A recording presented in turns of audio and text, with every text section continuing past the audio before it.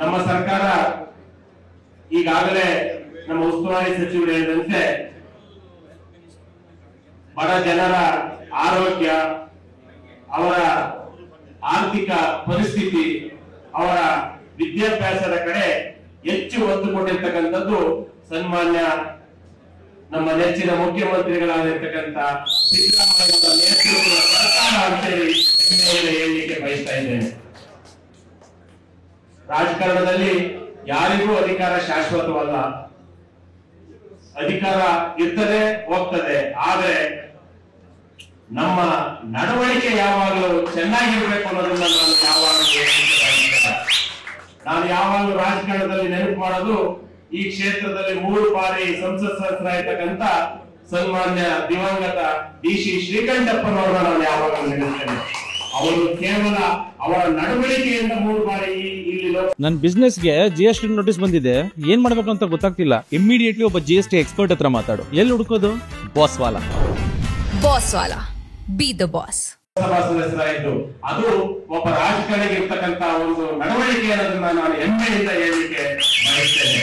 ಅದೇ ರೀತಿ ಈ ಕ್ಷೇತ್ರದಲ್ಲಿ ನಾನು ಶಾಸಕರಾದ ನಂತರ ನನ್ನ ನಡವಳಿಕೆ ಕಡೆ ಹೆಚ್ಚು ಗಮನ ಕೊಡ್ತೇನೆ.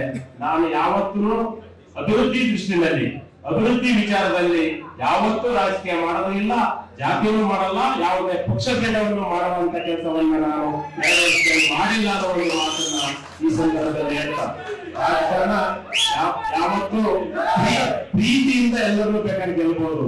ಪ್ರೀತಿ ಇಲ್ಲ, ಯಾರನ್ನು ದ್ವೇಷ ಮಾಡಿ ಅಥವಾ ಅಸೂಯೆ ಮಾಡಿ ಗೆಲ್ಲಕ್ಕಾಗಲ್ಲ. ಕೆಲವರಿಗೆ ಹೊಟ್ಟೆ ಕಿಚ್ಚಿರ್ತದೆ, ಕೆಲವರಿಗೆ ಅಸೂಯೆ ಇರ್ತದೆ. ಆ ನೋಡಿ, ಯಾರಿಗಾರ ಹೊಟ್ಟೆ ನೋವು ಬಂದಿಲ್ಲ ಎಲ್ಲ ಡಾಕ್ಟರ್ ಯಾರು ಬೇಕಾದ್ರೂ ಔಷಧಿ ಕೊಡ್ತಾರೆ. ಹೊಟ್ಟೆ ಕಿಚ್ಚು ಬಂದ್ರೆ ಯಾವ ಡಾಕ್ಟರ್ ಔಷಧಿ ಮತ್ತೆ ಹೊಟ್ಟೆ ಕಿಚ್ಚಿಗೆ ಔಷಧಿ ಕೂಡ ಡಾಕ್ಟ್ರೇ ಹುಟ್ಟಿಲ್ಲ ಈ ಪ್ರಪಂಚದಲ್ಲಿ. ಹಾಗಾಗಿ ಕೆಲವರು ಹೊಟ್ಟೆ ಕಿಚ್ಚು ಪಡ್ಕೊಂತಾರೆ. ನಾನು ಅದಕ್ಕೆ ಯಾವುದೇ ಗಮನ ಕೊಡಲ್ಲ, ಗಮನ ಹರಿಸಲ್ಲ. ನಾವು ಅಭಿವೃದ್ಧಿನ ಯಾರೇ ಪ್ರಾರಂಭ ಮಾಡಿದ್ರು ಆ ಪ್ರಾರಂಭವಾಗಿರುವ ಅಭಿವೃದ್ಧಿನ ಮುಕ್ತಾಯ ಮಾಡಿ ಜನರಿಗೆ ಸಮರ್ಪಣೆ ಮಾಡುವಂತ ಕೆಲಸ ಮಾಡಬೇಕು ಮಾತ್ರ ಮಾಡ್ತೇನೆ. ಜನಕ್ಕೆ ಅವಶ್ಯಕತೆ ಇರ್ತಕ್ಕಂಥ ಸೂಪರ್ ಸ್ಪೆಷಾಲಿಟಿ ಆಸ್ಪತ್ರೆ ಇರ್ಬೋದು, ಮೆಡಿಕಲ್ ಕಾಲೇಜ್ ಇರ್ಬೋದು, ಅಥವಾ ಇವಾಗ ಉದ್ಘಾಟನೆ ಆಗಿರ್ತಕ್ಕಂಥ ಏನು ಈ OPD ಕಟ್ಟಡ, ಇನ್ನು ಸ್ವಲ್ಪ ದಿವಸದಲ್ಲಿ ಎಲ್ಲ ಜನ ಬೇಡಿಕೆ ಕೊಟ್ಟಿದ್ದಾರೆ. ಕನ್ನಡ ಸೇನೆ ಅಧ್ಯಕ್ಷರು ಮತ್ತೆ ಎಲ್ಲರೂ ಬಂದು ಉಸ್ತುವಾರಿ ಸಚಿವರಿಗೂ ನಮಗೂ ಬೇಡಿಕೆ ಕೊಟ್ಟಿದ್ದಾರೆ.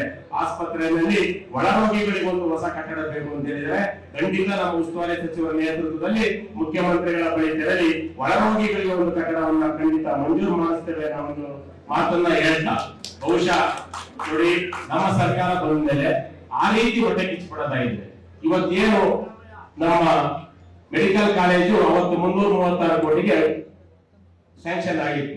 ಅದಕ್ಕೆ ಹೆಚ್ಚುವರಿಯಾಗಿ 105 ಕೋಟಿ ಬೇಕು ಅಂತ ಹೇಳಿದಾಗ ಡಾಕ್ಟರ್ ಶರಣ್ ಪ್ರಕಾಶ್ ಪಾಟೀಲ್ ಅವರು ನಮ್ಮ ಉಸ್ತುವಾರಿ ಸಚಿವರಿಗೆ 435 ಕೋಟಿ ಹೆಚ್ಚುವರಿ ಮಂಜೂರಾತಿಯನ್ನು ಕೊಡಿಸುವ ಕೆಲಸವನ್ನು ನಾವು ಮಾಡಿದ್ದೇವೆ. ಮತ್ತೆ ಸೂಪರ್ ಸ್ಪೆಷಾಲಿಟಿ ಆಸ್ಪತ್ರೆಗೆ ಹಂತವಾಗಿ ಹಣವನ್ನ ಸರ್ಕಾರದಿಂದ ಗುತ್ತಿಗೆದಾರನಿಗೆ ಬಿಡುಗಡೆ ಮಾಡಿಸಿ ಆದಷ್ಟು ಬೇಗ ಆ ಒಂದು ಕಟ್ಟಡವನ್ನ ಮುಕ್ತಾಯ ಮಾಡಿಸಬೇಕು ಅನ್ನೋದನ್ನು ನಾವು ಮಾಡಿದ್ದೇವೆ. ಈಗಾಗಲೇ ಉಸ್ತುವಾರಿ ಸಚಿವರು ಹೇಳಿದರು, ಕ್ಷೇತ್ರದ ಜಿಲ್ಲೆ ಅಭಿವೃದ್ಧಿಗೆ ನಾವು 5 ಜನ ಶಾಸಕರು ಉಸ್ತುವಾರಿ ಸಚಿವರ ನೇತೃತ್ವದಲ್ಲಿ ಮಾನ್ಯ ಮುಖ್ಯಮಂತ್ರಿಗಳ ಬಳಿ ತೆರಳಿ ಅಭಿವೃದ್ಧಿಗೆ ಅನುದಾನವನ್ನ ಕೇಳಿದ್ವಿ. ಅದರ ಜೊತೆ ಏನು ಹಿಂದಿನ ಸರ್ಕಾರ ಮಂಜೂರು ಮಾಡಿತ್ತು ಭದ್ರಾ ಕಣಿವೆ ಯೋಜನೆ, ಏನು 197 ಕೆರೆ, ನಮ್ಮ ಚಿಕ್ಕಮಗಳೂರು, ಕಡೂರು, ತರೀಕೆರೆಗೆ ಸೇರುವ 197 ಕೆರೆಗೆ ಏನು ಕಾಮಗಾರಿ ಇತ್ತು, ಕೆರೆ ತುಂಬಿಸುವ ಯೋಜನೆ, ಅದಕ್ಕೆ 2 ಹಂತದ ಕಾಮಗಾರಿ ಹಿಂದಿನ ಸರ್ಕಾರ ಮಂಜೂರಾತಿ ಕೊಟ್ಟು ಗುದ್ಲಿ ಪೂಜೆ ಮಾಡಿದ್ರು. ಈಗಾಗಲೇ ನಮ್ಮ ಉಸ್ತುವಾರಿ ಸಚಿವ ನೇತೃತ್ವದಲ್ಲಿ ನಾವು ಮನವಿ ಮಾಡಿದ ಮೇರೆಗೆ ಮುಖ್ಯಮಂತ್ರಿಗಳು 3ನೇ ಹಂತದ 400 ಕೋಟಿ ಅದನ್ನ ಸದ್ಯದಲ್ಲೇ ಟೆಂಡರ್ ಕರೆದ ನಂತರ ಮುಖ್ಯಮಂತ್ರಿ ಮತ್ತೆ ನಮ್ಮ ನೆಚ್ಚಿನ ಉಪಮುಖ್ಯಮಂತ್ರಿಗಳಾದ DK ಶಿವಕುಮಾರ್ ಅದಕ್ಕೂ ಶಂಕುಸ್ಥಾಪನೆಯನ್ನ ಮಾಡುವ ಕೆಲಸವನ್ನ ಮಾಡ್ತೇವೆ. ಯಾವುದೇ ಕಾಮಗಾರಿಗಳಿಗೆ ಇವತ್ತು ನಾವು ದಂಟ್ರಮುಖಿ ಕೆರೆ ವಿಷಯ ಪ್ರಸ್ತಾಪ ಆಯಿತು. ದಂಟ್ರಮುಖಿ ಕೆರೆ ವಿಷಯದಲ್ಲಿ ಅದು ಇಡೀ ಚಿಕ್ಕಮಗಳೂರು ಜನಕ್ಕೆ ಕಳೆದ 20 ವರ್ಷಗಳಲ್ಲಿ ಆ ಕೆರೆ ಬಗ್ಗೆ ಎಷ್ಟೆಷ್ಟು ಅಭಿಪ್ರಾಯ ಬಂದಿದೆ ಗೊತ್ತಿದೆ. ನಾನು ಖಂಡಿತ ದಂಟ್ರಮುಖಿ ಕೆರೆಗೂ ನಾನು ಆ ಕೆಲಸ ಮಾಡಬಾರದು ಅಂತ ಲೆಟರ್ ಕೊಟ್ಟು